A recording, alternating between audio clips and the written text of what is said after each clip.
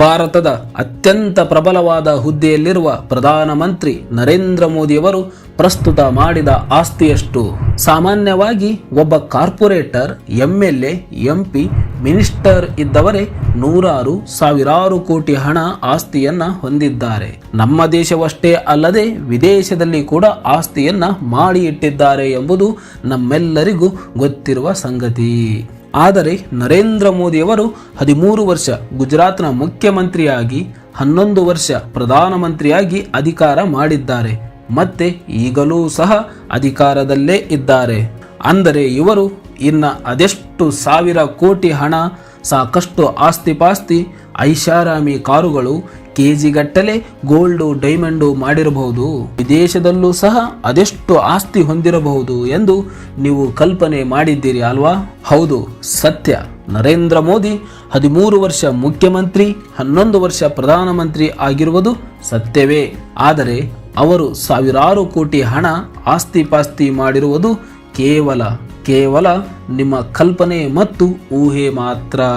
ಮೋದಿಯವರ ಬಳಿ ಒಂದು ಸ್ವಂತ ಕಾರ್ ಇಲ್ಲ, ಸ್ವಂತ ಮನೆ ಇಲ್ಲ. ಅಷ್ಟೇ ಯಾಕೆ, ಒಂದೇ ಒಂದಿಂಚು ಭೂಮಿ ಕೂಡ ಇಲ್ಲ. ಅವರು ಸಂಪೂರ್ಣವಾಗಿ ಭೂಹೀನರು. ಆದರೂ ಈಗ ಮೋದಿಯವರ ಬಳಿ ಒಟ್ಟು ಆಸ್ತಿ ಮೌಲ್ಯ 3,43,00,000ಕ್ಕೂ ಅಧಿಕ ಇದೆ. ಹಾಗಾದರೆ ಈ ಹಣ ಎಲ್ಲಿಂದ ಬಂತು? ಮೋದಿಜಿ ಈ ಹಣವನ್ನ ಗಳಿಸಿದ್ದಾದರೂ ಹೇಗೆ? 2024ರ ಲೋಕಸಭಾ ಚುನಾವಣಾ ಸಂದರ್ಭದಲ್ಲಿ ಸ್ವತಃ ನರೇಂದ್ರ ಮೋದಿಯವರೇ ಸಲ್ಲಿಸಿದ ಅಫಿಡವಿಟ್ ಅಂಕಿ ಅಂಶಗಳ ಪ್ರಕಾರ 3.02 ಕೋಟಿ ಇತ್ತು. ಆದರೆ ಈಗ, ಅಂದರೆ ಮಾರ್ಚ್ 15, 2025ರ ಹೊತ್ತಿಗೆ ಅವರ ಘೋಷಿತ ಆಸ್ತಿಗಳ ಪ್ರಕಾರ 3,43,00,000ಕ್ಕೂ ಅಧಿಕ ಆಗಿದೆ. ಈ ಹಣ ಯಾವ ರೂಪದಲ್ಲಿದೆ ಎಂದು ನಾವು ನೋಡುವುದಾದರೆ, ಮೋದಿಯವರ ಬಹುತೇಕ ಹಣ ಇರುವುದು ಬ್ಯಾಂಕ್ನ ಎಫ್ಡಿಯಲ್ಲಿ. ದೆಹಲಿಯ ಗಾಂಧಿನಗರದ SBI ಬ್ಯಾಂಕ್ ಅಲ್ಲಿ 3,26,00,000ಕ್ಕೂ ಅಧಿಕ ಎಫ್ಡಿ ಇಟ್ಟಿದ್ದಾರೆ. ನಂತರ ಪೋಸ್ಟ್ ಆಫೀಸ್ನ ರಾಷ್ಟ್ರೀಯ ಉಳಿತಾಯ ಪ್ರಮಾಣ ಪತ್ರ ಯೋಜನೆ NSCಯಲ್ಲಿ 9,70,000ಕ್ಕೂ ಅಧಿಕ ಹೂಡಿಕೆ ಮಾಡಿದ್ದಾರೆ.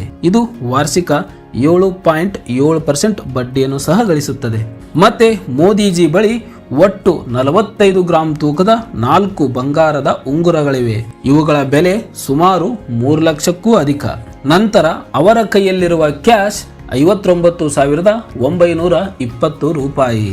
ಕೊನೆಗೆ ಮೋದಿಯವರ ಬ್ಯಾಂಕ್ ಬ್ಯಾಲೆನ್ಸ್ ಕೇವಲ 1,104 ರೂಪಾಯಿ ಇದೆ. ಇದರ ಜೊತೆಗೆ ಒಟ್ಟಾರೆಯಾಗಿ ಅವರ ಸಂಬಳ, ಹೂಡಿಕೆ ಮತ್ತು ಆದಾಯದ ಮೇಲೆ 1,68,688 ರೂಪಾಯಿ TDS ಅನ್ನು ಕಡಿತಗೊಳಿಸಲಾಗಿದೆ. ಹಾಗಾದರೆ ಈ ಒಟ್ಟು ಆಸ್ತಿ 3,43,00,000ಕ್ಕೂ ಅಧಿಕ ಗಳಿಸಿದ್ದಾದರೂ ಹೇಗೆ? ಇವರ ಆದಾಯದ ಮೂಲವಾದರೂ ಏನು?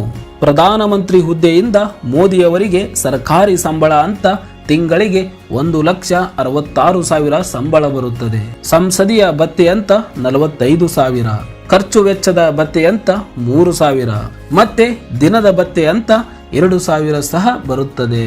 ನಂತರ ಇವರು ಬ್ಯಾಂಕಲ್ಲಿ ಇಟ್ಟಿರುವ ಎಫ್ಡಿ ಮತ್ತು ಪೋಸ್ಟ್ ಆಫೀಸ್ನ NSCಯಲ್ಲಿ ಬಡ್ಡಿ ಬರುತ್ತದೆ. ಇವುಗಳೇ ಮೋದಿಯವರ ಆದಾಯದ ಮೂಲಗಳಾಗಿವೆ. ಇದೇ ಮೊತ್ತವೇ ಈಗ ದ್ವಿಗುಣ ಆಗುತ್ತಿದೆ. ನೋಡಿ, ನರೇಂದ್ರ ಮೋದಿಯವರು 13 ವರ್ಷ CM ಆಗಿದ್ದರು. 11 ವರ್ಷದಿಂದ ಈಗಲೂ ಸಹ PM ಆಗಿದ್ದಾರೆ. ಆದರೂ ಅವರ ಬಳಿ ಒಂದೇ ಒಂದು ಕಾರ್ ಇಲ್ಲ, ಮನೆ ಇಲ್ಲ, ಒಂದಿಂಚು ಭೂಮಿ ಕೂಡ ಇಲ್ಲ. ಎಷ್ಟು ಸರಳತೆಯಿಂದ ಬದುಕುತ್ತಿದ್ದಾರೆ. ಇದರ ಜೊತೆಗೆ ಇವರಿಗೆ 1 ರೂಪಾಯಿ ಕೂಡ ಸಾಲ ಇಲ್ವಂತೆ. ವಿವಾದಾತ್ಮಕ ಆಸ್ತಿಯಂತೂ ಮೊದಲೇ ಇಲ್ಲ.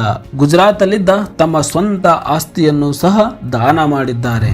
ಹೀಗೆ ನಮ್ಮ ನೆಚ್ಚಿನ ಪ್ರಧಾನಮಂತ್ರಿ ನರೇಂದ್ರ ಮೋದಿ ಅವರು, ನಾನು ರಾಜಕೀಯಕ್ಕೆ ಬಂದಿರೋದು ಆಸ್ತಿ ಹಣ ಮಾಡೋಕೆ ಅಲ್ಲ, ಬದಲಾಗಿ ಸೇವೆ ಮಾಡೋಕೆ ಎಂದು ಜಗತ್ತಿಗೆ ಸಂದೇಶ ಸಾರಿದ್ದಾರೆ.